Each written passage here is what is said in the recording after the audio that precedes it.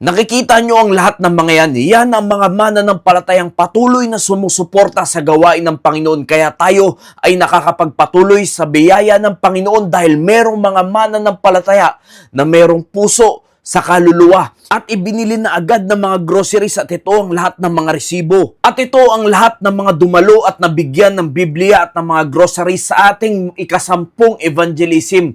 At pinangunahan po tayo ni Pastor Limuel. Bagamat nawala yung ating video na sanang ilalagay natin dito kung paano nangyari yung evangelism, ay biyaya naman ng Panginoon dahil nagkaroon ng katagumpayan at maraming kaluluwa ang tumanggap sa ating Panginoong Hesukristo. Kaya't sa mga mananampalatayang patuloy na sumusuporta sa gawain ito, huwag nawa maapektuhan ang inyong pananampalataya o ang inyong damdamin o emosyon sa mga comment na mababasa nyo po na ang ginagawa nating ito ay puro pera-pera lamang dahil nakikita nyo mga kaibigan, mga kapatid, sa inyong pagtuwang sa gawain ito, marami pa sanang mga kaluluwa ang mapupunta sa impyerno na nakakaranas ng kaligtasan ng ating Panginoong Hesukristo dahil sama-sama at tulong-tulong natin ginagawa ang bagay na ito. Dahil tatandaan natin mga kaibigan, mga kapatid, walang kahit na anong halaga ang kayang tumumbas sa isang kaluluwa ng isang tao o di kaya naman ay mabili ang kaligtasan ng isang tao sa pamamagitan ng halaga.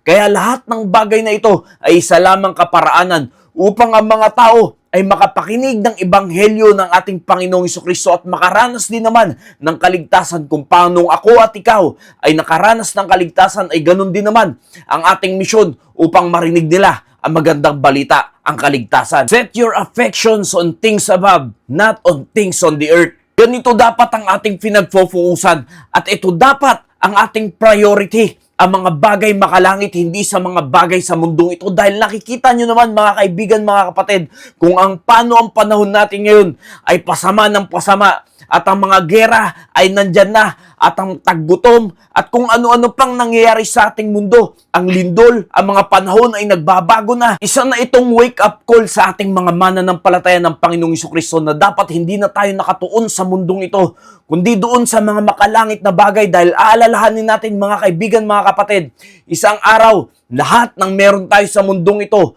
ay iiwan din natin. At ang mananatili kung ano yung ginawa natin sa ating Panginoon. Yan ang ating magiging reward sa langit.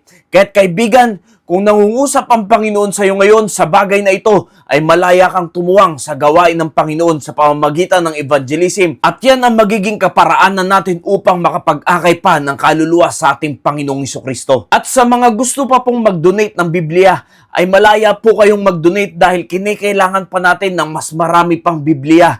Dahil ang ating gawain sa Panginoon ay tuloy-tuloy lamang habang andyan ang biyaya ng Panginoon at marami pang mananampalataya ang tumutuwang at sumusuporta sa gawain ito, ay pagpapatuloy natin ang ating nasimulan. Nawa naging pagpapala po ang mensaheng ito. Maraming salamat po and God bless you all.